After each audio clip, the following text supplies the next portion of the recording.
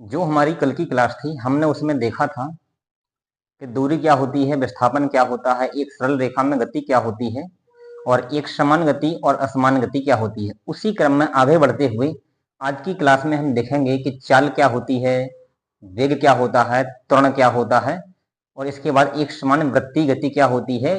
इतना ही कंटेंट हमारे इस चैप्टर में दिया हुआ है और इसके साथ हमारे चैप्टर फिनिश हो जाएगा। तो जो हमने कल पढ़ा था उस पर एक बार नजर मार लेते हैं। कल हमने देखा था कि दूरी क्या होती है, विस्थापन क्या होता है और सरल रेखीय गति क्या होती है। इसके बाद एक समान गति और असमान गति, ये हमने कल अपनी क्लास में पढ़ लिया था।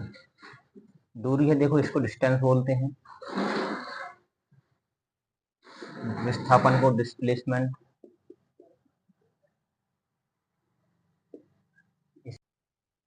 और ये एक समान गति, यूनिफॉर्म मोशन और नॉन यूनिफॉर्म मोशन।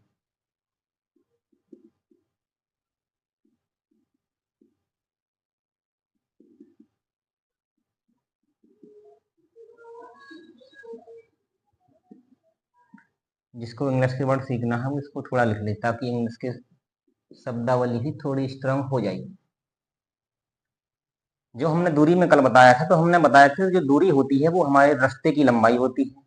जो विस्थापन होता है वो हमारे द्वारा जो रास्ता कवर किया जाता है, तो जहां से हम चलना प्रारंभ करते हैं बाद में जहां रुक जाते हैं, उन दोनों बिंदुओं के बीच की मिनिमम दूरी होती है हमारा डिस्प्लेसमेंट, विस्थापन।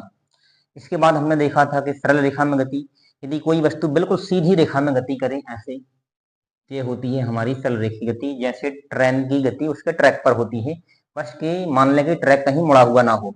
इसके बाद एक समान गति और असमान गति। एक समान गति में हमने बताया था यदि कोई वस्तु या व्यक्ति समान समय अंतराल में समान दूरी तय करे, मान लिए प्रत्येक घंटे में 1 किलोमीटर कोई वस्तु दूरी तय करती है या प्रत्येक सेकंड में 5 मीटर इस तरीका से गति करती है, तो वो एक समान गति होती है। इसके बाद जो हमने असमान गति देखी थी उसमें बताया था यदि कोई वस्तु या व्यक्ति समान समय अंतराल में असमान दूरी तय करे, मान लीजिए प्रत्येक घंटे में कोई मोटरसाइकिल चल रही है तो पहले एक घंटे में वो 50 किलोमीटर चल रही है, फिर अगले एक घंटे में 50 नहीं चल के 60 चले या 20 चले, जो कुछ भी चले, हर घंटे में उसके द्वारा जो दूरी कवर की जा रही है वो अलग अलग हो जानी चाहिए। ये होती है हमारी असमान गति। और जो दैनिक जीवन लाइफ में हमारे उदाहरण होते हैं वो सभी एक समान गति के नहीं बल्कि असमान गति के ही होते हैं। क्योंकि जब हम मान लीजिए एक रास्ते पर बाइक से सफर कर रहे होते हैं, तो जो सड़क होती है उसमें भीड़ वगैरह रहती है, ट्रैफिक रहता है, बहुत ज़्यादा मार्केट रहता है। तो जब हम दूरी कवर करते हैं, अपनी राइडिंग करते हैं, कहीं जाते हैं, तो देखते हैं कि कहीं हमारी बाइक की स्पीड स्लो हो रही है, कहीं तेज हो रही है, तो उसके द्वारा जो दूरी कवर की जाती है वो प्रत्येक समय अंतराल के हिसाब से अलग अलग ही होती है। तो जो दैनिक लाइफ में हमको एग्जाम्पल देखने को मिलते हैं वो असमान गति के होते हैं। एक समान गति बहुत मुश्किल होती है प्रैक्टिकली पाना। ये असमान गति होती है दैनिक लाइफ में हमको हर जगह देखने को मिलती है। चलिए आगे जो हम आज अध्ययन करने वाले हैं यहाँ पर वो करेंगे हम चाल, वेग और त्वरण का। इसको देखो स्पीड बोलते हैं। चाल हो सकता है किसी के लिए नया शब्द हो, लेकिन स्पीड सबको ही जानता है कि आखिर स्पीड क्या होती है। अब वेग की बात करें, इसको वेलोसिटी बोलते हैं। ये मान लो चाल ही है एक हिसाब से, जिस प्रकार से यहाँ दूरी विस्थापन से संबंधित है या विस्थापन दूरी से संबंधित है, उसी प्रकार यहाँ पर वेग चाल से संबंधित है। जिस प्रकार हमने विस्थापन में देखा था कि वो दूरी ही होती है, बस हमारे प्रारंभिक स्थान और अंतिम स्थान के बीच की मिनिमम दूरी होती है, तो उसी को हमने विस्थापन बोला था। जो हमारी दूरी थी, हमने मान लीजिए जहाँ से चलना प्रारंभ किया था, इस हिसाब से इस पॉइंट से मान लीजिए हमारा रास्ता था, यहाँ तक हम कहीं भी आए, तो मान लीजिए हमारा रास्ता है, ये लंबाई 30 किलोमीटर है, ये तो हमारी दूरी थी। लेकिन जो इनके बीच की मिनिमम दूरी है इसको हमने विस्थापन बोला था। उसी प्रकार से हम चाल में और वेग में संबंध होता है। जो चाल होती है वो दूरी से संबंध रखती है और जो वेग होता है वो विस्थापन से संबंध रखता है। आगे हम इसी का इसमें अध्ययन करने वाले हैं। चाल, वेग और त्वरण को समझने के लिए चलिए एक एग्जाम्पल लेते हैं। मान लीजिए हमको यहाँ से कटनी से छतरपुर जाना है, तो कटनी से छतरपुर की डिस्टेंस है 200 किलोमीटर और मान लीजिए हमको वहां तक जाने में 4-5 घंटे लगते हैं। देखिए एग्जाम्पल लेकर, ये स्थान है मान लीजिए कटनी और ये स्थान है यहाँ पर छतरपुर।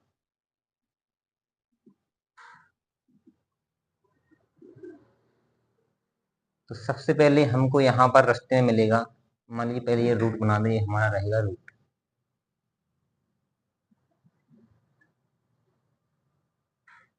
पहले मिला मान लो हमको यहाँ पर पवई, फिर मिला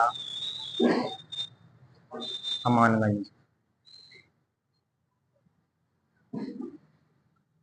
फिर मिला यहाँ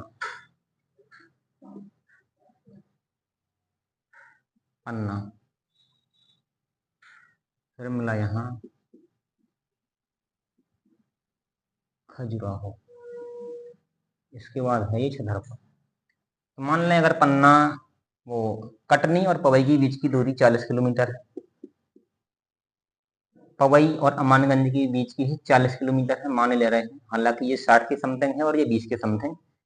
अमानगंज से पन्ना की बीच की दूरी फिर 40 किलोमीटर, पन्ना और खजुराहो के बीच की 40 किलोमीटर और खजुराहो और छतरपुर के बीच की भी 40 किलोमीटर। तो जो हमारी टोटल डिस्टेंस है ये हो जाएगी 200 किलोमीटर। टोटल डिस्टेंस कितनी हुई? डिस्टेंस मतलब दूरी, ये हुई 200 किलोमीटर। अब देखो, जब कटनी से पवई गया तो मान लें हमको यहाँ 1 घंटा लगा, ठीक है। तो पवई से अमानगंज तक जाने में हम मान लेंगे यहाँ हमको लगा 30 मिनट या 1 घंटा, यहाँ पर भी मान लो ट्रैफिक की वजह से ट्रैफिक रहता है, यहाँ हमको लगेगा 30 मिनट। फिर पन्ना से खजुराहो लगेगा 1 घंटा, क्योंकि घाटी वाला रास्ता है तो तेज स्पीड से नहीं जा सकते। खजुराहो से छतरपुर ये हाईवे रहता है तो यहाँ पर अभी हमको 30 मिनट ही लगेगा। देखो, तो ये जो हमारे यहाँ पर टाइम लग रहा है ये दूरी कवर करने में, प्रथम 40 किलोमीटर में 1 घंटा लगा, अगले 40 किलोमीटर में 1 घंटा लगा, फिर अगले 40 किलोमीटर में 30 मिनट लगा, अगले 40 किलोमीटर 1 घंटा और यहाँ पर 40 किलोमीटर में 30 मिनट। तो जो हमको यहाँ टोटल टाइम लग रहा है वो कितना लग रहा है? 1, 2, 3 और आधा आधा मिला के 4। टोटल टाइम है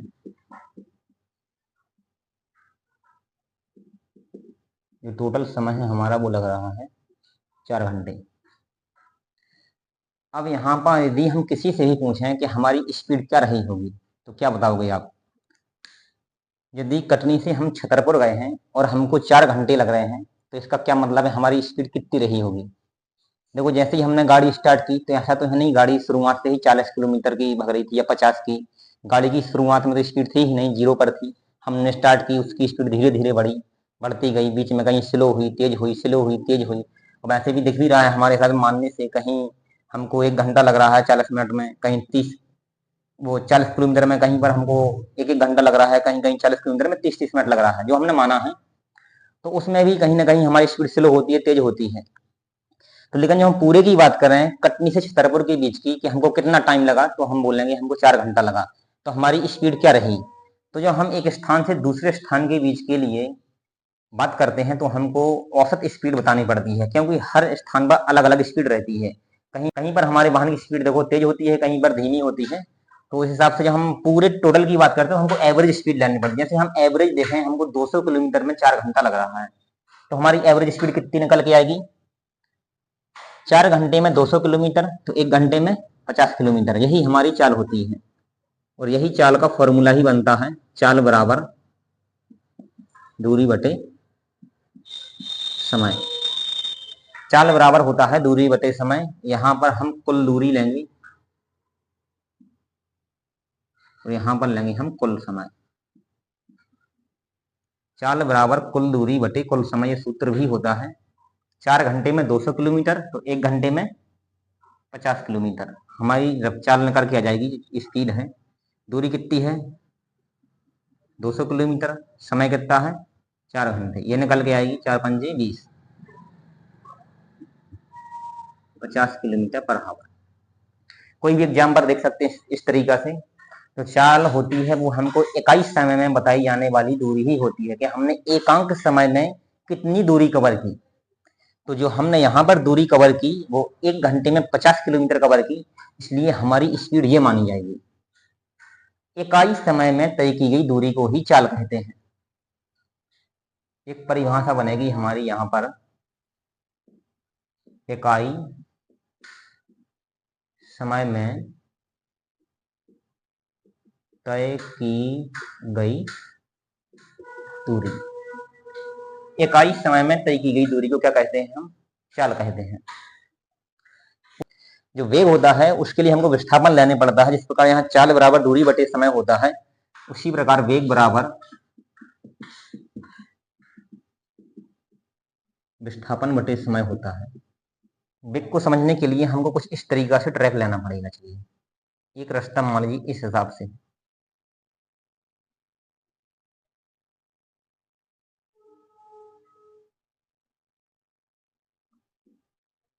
ये 40 किलोमीटर है, ये 30 किलोमीटर है। अब कोई व्यक्ति दूरी कवर करता है, मान लीजिए यहाँ से चलना प्रारंभ करता है और यहाँ तक आता है, तो उसने दूरी कितनी कवर की 70 किलोमीटर, 40 और 30 70 किलोमीटर। मान लीजिए उसको यहाँ पर लगा 1 घंटा, उसको यहाँ पर लगा आधा घंटा मान लेते हैं, 30 मिनट उसको यहाँ लगा और 90 मिनट यहाँ लगा, 90 मिनट मतलब 1.5 घंटे। 30 मिनट और 90 मिनट मिलाकर हो गया 120 मिनट, मतलब 2 घंटे। 2 घंटे में वो 70 किलोमीटर जा रहा है, मतलब 1 घंटे में कितना जाएगा 35। तो ये इसकी स्पीड निकल के आएगी। लेकिन यहाँ पर यदि हम वेग की बात करें तो व्यक्ति ने यहाँ से चलना प्रारंभ किया था ए बिंदु से और बी बिंदु पर आ गया, तो इसके लिए हमको ये सीधी ए से बीच की ये वाली दूरी नापनी पड़ेगी, जिसको हम विस्थापन बोलते हैं, ये लेना पड़ेगा। और यदि हम इसको सॉल्व करेंगे तो ये हमारा निकल के आएगा 50 किलोमीटर। तो जब हम वेग निकालेंगे, यहाँ वेग की बात करेंगे, तो जो हमारा विस्थापन कितना है 50 किलोमीटर है। टाइम हमको अभी भी वही लग रहा है, क्योंकि हमने यहाँ से चलना प्रारंभ किया था, यहाँ तक गए फिर यहाँ आए, तो हमको टाइम वही लग रहा है अभी भी 2 घंटे। तो इस हिसाब से हमारा वेग रहेगा 25 किलोमीटर पर आवर का। तो कुछ क्लियर हो चुका होगा कि चाल में हम दूरी निकालते हैं और वेग में हम विस्थापन निकालते हैं। इसके बाद हम इसको सॉल्व करते हैं तो हमारे दोनों आंसर हमको मिल जाते हैं। तो जिस प्रकार, चलिए एक एग्जाम्पल से और समझते हैं, क्लियर हो जाएगा बिल्कुल कि चाल और वेग क्या होते हैं। मान लीजिए कोई व्यक्ति यहाँ से चलना प्रारंभ करता है, उसका रास्ता यहाँ से कुछ भी है आड़ा टेढ़ा तिरछा प्रकार का, यहाँ से यहाँ तक आता है। उसने जो दूरी कवर की कुछ भी है, यहाँ पर पॉइंट सी है, उसने 30 किलोमीटर कवर की पहले, फिर सी से बी तक 50 किलोमीटर कवर की। मान लीजिए इसको बी से सी तक, जो यहाँ से यहाँ तक का टाइम है वो 2 घंटे लगा, और ए से सी तक जाने में उसको 3 घंटे लगा या 4 घंटे मान लो। तो जब हम यहाँ पर स्पीड की बात करेंगे तो हमको बताना पड़ता है कि एकांक समय में कितनी दूरी एकांक समय में कितनी दूरी कवर हो रही है, वही हमारी स्पीड होती है। जैसे यहाँ दूरी टोटल कवर हो रही है 80 किलोमीटर, उस समय लग रहा है हमको 4 और 2 6 घंटे। तो जब हम इसको सॉल्व करेंगे तो ये आएगा हमारा लगभग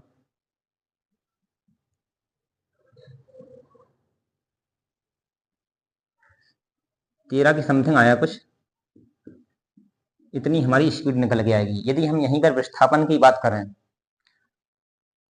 मान लीजिए अब यहाँ से यहाँ की मिनिमम दूरी नापेंगे हम। अब यदि यहीं पर हम वेग को देखें तो ए और बी की सबसे पहले मिनिमम दूरी निकालते हैं कि ए और बी के बीच सबसे कम दूरी कितनी है, और इसको हम मान लेते हैं ये है हमारी 24 किलोमीटर, लगभग मान लेते हैं 24 किलोमीटर है, क्योंकि हमको जब वेग निकालना होता है, ये हमारी स्पीड थी। अब हम यहाँ पर ये चाल थी, अब वेग निकालेंगे इसमें होता है विस्थापन बटे समय। विस्थापन कितना है 24, और समय कितना लग रहा है 4 और 2 6 किलोमीटर, 6 आवर, ये निकल के आएगा 4 किलोमीटर पर आवर का। ठीक है, तो जो वेग होता है, कहने का मतलब ये था, वो विस्थापन डिपेंड करता है विस्थापन पर, और जो चाल होती है वो दूरी पर। तो जिस प्रकार कल हमने देखा था कि जो विस्थापन था हमारा, वो शून्य, ऋणात्मक या धनात्मक कुछ भी हो सकता था, उसी के हिसाब से हमारा वेग भी शून्य, ऋणात्मक या धनात्मक कुछ भी हो सकता है। मान लीजिए यही व्यक्ति बी से चलते हुए ए पर आ जाए, तो देखो स्पीड तो उसकी कुछ ना कुछ रही होगी, क्योंकि उसने दूरी कवर अभी भी की है, जो रास्ते की लंबाई है वो तो है, और समय ही लग रहा है। यहीं पर अगर हम वेग की बात करेंगे तो देखो उसका विस्थापन हो गया है शून्य। व्यक्ति ने जहां से चलना प्रारंभ किया था वहीं पर पहुंच गया है, तो उसका विस्थापन हो गया शून्य, और अब उसको जो भी समय लग रहा हो उससे हमको मतलब नहीं है, आंसर फाइनली शून्य ही आएगा। इसके बाद और देखते हैं, यदि व्यक्ति इस दिशा से अपनी उल्टी दिशा में जाना प्रारंभ कर दे तो इसका आंसर ऋण में भी आ सकता है। तो ये होते हैं चाल और वेग। तो इकाई समय में तय की दूरी को चाल कहते हैं, और उसी प्रकार इसको ही बोल सकते हैं कि इकाई समय में तय किया गया विस्थापन, या इसकी एक परिभाषा और हो सकती है वेग की, दिशा के साथ चाल, दिशा के साथ चाल को वेग कहते हैं। जैसे दिशा के साथ दूरी को विस्थापन कहते हैं, तो दिशा के साथ चाल को हम वेग भी कह सकते हैं। अब हम बात करेंगे इसी में आगे त्वरण की।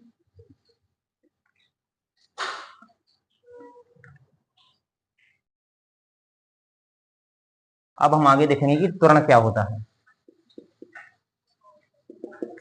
देखो जो त्वरण होता है उसको बोलते हैं हम एक्सीलरेशन। जनरली हम देखते हैं दैनिक लाइफ में, यदि हम बाइक ही चला रहे हैं, सबसे अच्छा एग्जाम्पल रहता है, तो जो उसकी स्पीड को बोलते हैं, स्पीड तेज करो या स्लो करो, उसी को हम एक्सीलरेट करना बोलते हैं, उसी प्रक्रिया को ही एक्सीलरेशन बोलते हैं। जब किसी वस्तु, गाड़ी या व्यक्ति की जिसकी भी चाल में अंतर हो, समय के साथ चाल बदले, समय के साथ चाल का बदलना ही एक्सीलरेशन कहलाता है, त्वरण कहलाता है। इसीलिए हम जो बाइक में लगा रहता है स्पीड तेज स्लो करने वाला, उसको एक्सीलरेटर बोलते हैं, क्योंकि उसके माध्यम से ही जो हमारी चाल होती है, स्पीड होती है, वो तेज या धीमी होती है। तो जो एक्सीलरेशन होता है हमारा,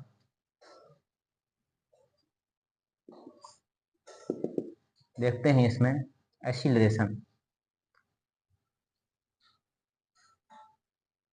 एक्सीलरेशन के बारे में थोड़ा अध्ययन करते हैं। मान लीजिए उसी रूट की बात करते हैं, यहाँ से कोई व्यक्ति इस बिंदु से इस बिंदु तक जा रहा है,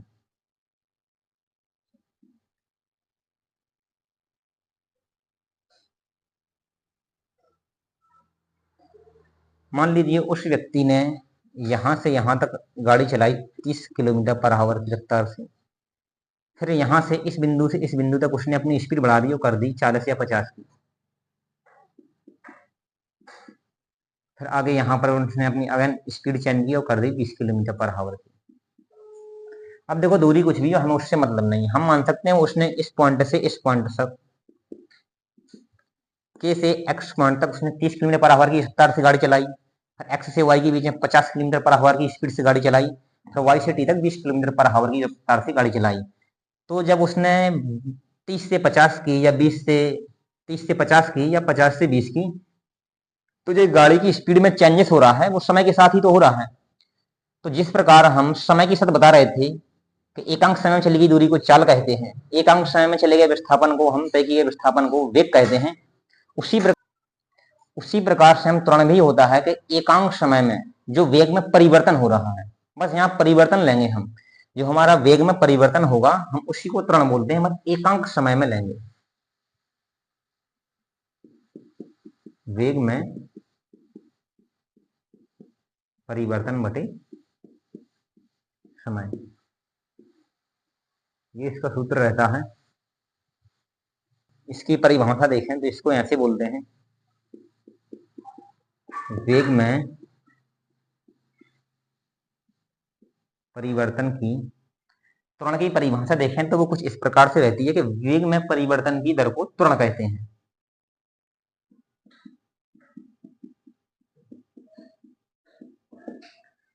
ठीक है, तो कुछ नहीं है, इनके एक दो एग्जाम्पल्स लगाएंगे, हम सवाल सॉल्व करेंगे तो ये बिल्कुल क्लियर हो जाएगा। चलिए एक सवाल लगाते हैं।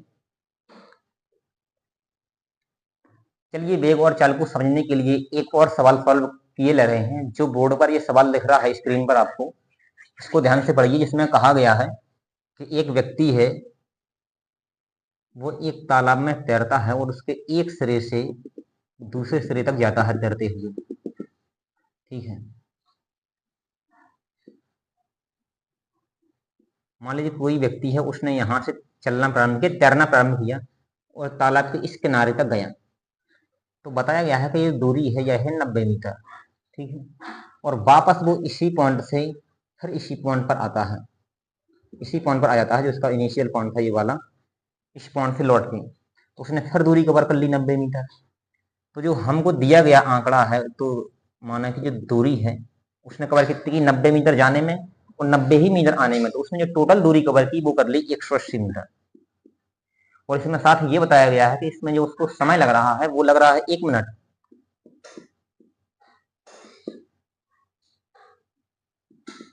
और 1 मिनट में होते हैं भाई 60 सेकंड। क्योंकि हम कोशिश करेंगे जो भी न्यूमेरिकल सॉल्व करेंगे वो ऐसा ही पद्धति में जो मात्रक होते हैं राशियों के, भौतिक राशियों के, उनका ही यूज करेंगे। ठीक है, तो ऐसा ही पद्धति में समय का मात्रक मिनट नहीं सेकंड होता है, इसलिए हमने समय को मिनट से सेकंड में बदल लिया है। ठीक है, और दूरी हमने अपनी निकाल ली, समय निकाल लिया, और यहाँ पर साथ देखते हैं विस्थापन। विस्थापन कितना है भाई? विस्थापन देखो यहाँ पर कितना है। जब व्यक्ति ने यहाँ से चलना प्रारंभ किया था ए पॉइंट से, और बी पॉइंट पर आया और बी से फिर लौट कर ए पॉइंट पर आ गया, तो पहली कंडीशन में उससे यदि वो सीधी रेखा में गति करता है बिल्कुल, तो उसका विस्थापन 90 मीटर ही था। लेकिन जैसे ही वो बी से ए पर वापस आता है, उसका विस्थापन लगातार कम होता जाता है, कम होता जाता है, और जैसे ही ए पर आता है तो उसका विस्थापन हो जाता है 0। तो जो यहाँ पर विस्थापन है वो हो गया 0, 0 मीटर। ठीक है, क्योंकि विस्थापन का अर्थ ही होता है कि उसकी प्रारंभिक स्थिति क्या थी और अंतिम स्थिति क्या थी, उनके बीच का मिनिमम दूरी। अब मिनिमम दूरी बची नहीं है, अर्थात वो क्या है? 0। चलिए आगे देख लेते हैं क्या क्या पूछा है। उसमें पूछिए उसकी चाल बताओ क्या है और वेग बताओ क्या है। देखो चाल को भाई हमको पता है कि चाल बराबर होता है कुल दूरी बटे कुल समय। दूरी उसने कितनी कवर की? 90 मीटर जाने में, 90 मीटर आने में, ये हो गया 180 मीटर। समय उसको लग रहा कितना?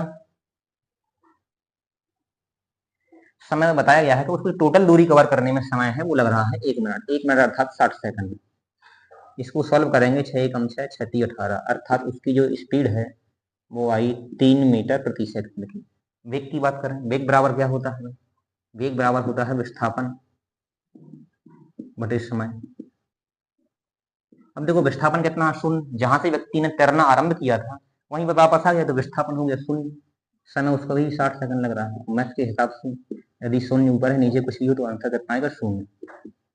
तो ये रहे हमारे दोनों आंसर। बढ़ते हुए हम देखेंगे कि गति के 3 समीकरण भी होते हैं, जिन पर भी थोड़ा हम एक बार नजर देख लेते हैं कि जो गति के 3 समीकरण होते हैं वो किस प्रकार होते हैं। गति के समीकरण हम यहाँ बिल्कुल भी नहीं 11वीं की तरह डेराइव करने वाले हैं, केवल उनको एक नजर मार के देखेंगे।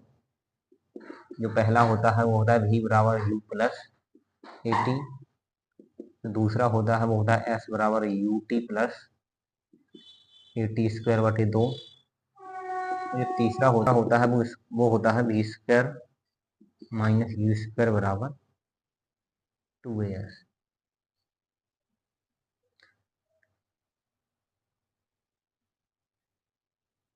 यहाँ पर जो इनकी टर्मिनोलॉजी आई है उस पर भी थोड़ी बता देते हैं कि जो v होता है वो होता है अंतिम वेग। जो स्पीड बढ़ाने के बाद वेग प्राप्त होता है वाहन को, उसमें हम अंतिम वेग बोलते हैं, जिससे बाद में हमारी गाड़ी चलने लगती है। जो u होता है वो होता है प्रारंभिक वेग, a होता है वो यहाँ त्वरण है, t है वो यहाँ पर समय है, और जो यहाँ s है उसका मतलब है यहाँ विस्थापन से। मेरे हिसाब से पूरे टर्म हो चुके हैं। इसका भी एक सवाल क्लियर है छोटा सा। आप इसी में देखिए लिखा हुआ है कि जो एक ट्रेन है, एक ट्रेन विराम अवस्था से चलना प्रारंभ करती है, अर्थात ट्रेन पहले रखी हुई है। जो ट्रेन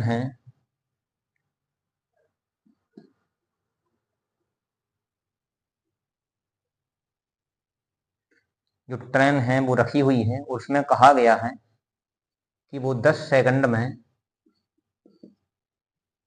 90 मीटर प्रति सेकंड की स्पीड से चलने लगती है। देखो स्पष्ट कहा गया है कि सवाल में जो ट्रेन है वो पहले विराम अवस्था में थी, अर्थात उसका प्रारंभिक वेग कितना होगा, 0। तो जो u है वो हो गया 0। चलने कितने वेग से लगती है, 90 मीटर प्रति सेकंड के वेग से, अर्थात अंतिम वेग उसका कितना हो गया, 90। उसको समय कितना लगा, 10 सेकंड। तो पूछा गया है कि इसका त्वरण बताइए, तो हमको पता है त्वरण बराबर क्या होता है, वेग में परिवर्तन बटे समय। वेग में परिवर्तन मतलब अर्थात बाद में कितना हो गया था और पहले कितना था, बाद में कितना हो गया था 90, पहले था 0, समय कितना लगा 10, तो उसका जो त्वरण आया कितना आया, 9 मीटर प्रति सेकंड स्क्वायर। ये रहेगा हमारा त्वरण। अब ये नहीं कहने लगना सेकंड स्क्वायर कहाँ से आ गया, जो वेग था इसका मात्रक क्या होता है, मीटर प्रति सेकंड, और ये फिर समय नीचे आ गया, अर्थात एक और समय ऑलरेडी पहले से था, तो ये सेकंड इंटू सेकंड, दो बार मल्टीप्लाई होकर क्या हो जाएगा, सेकंड का स्क्वायर। इस प्रकार इसकी जो त्वरण की मात्रक है या यूनिट है वो इस प्रकार से बन जाता है। ये हमारा लास्ट टॉपिक है, इस चैप्टर का लास्ट टॉपिक है एक समान वृत्ति गति। तो जो एक समान वृत्ति गति है उसका मतलब होता है कि जब कोई व्यक्ति या वस्तु वृत्ति पथ पर गति करे तो उसको हम बोलते हैं एक समान वृत्ति गति। बस एक समान का अर्थ होता है कि उसके द्वारा समान समय में समान दूरी ही कवर होनी चाहिए, जैसे ये वृत्ति पथ है मान लेगा, और अगर कोई व्यक्ति यहां से चलना प्रारंभ करे और इस पर लगातार गति करे, वो लगातार गति करता रहे, तो ऐसा ना हो कि जब उसने यहां से यहां तक गति की तो उसने पहले 10 मीटर को कवर करने में उसको 1 सेकंड लग रहा, फिर अगली कुछ मान लीजिए यहाँ तक 10 मीटर है, उसको यहाँ 2 सेकंड लगे, ऐसा नहीं होना चाहिए।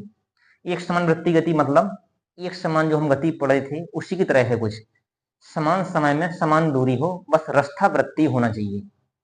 समान समय में समान दूरी कवर हो, बस रास्ता हमारा वृत्तीय होना चाहिए, उसको हम एक समान वृत्तीय गति बोलेंगे।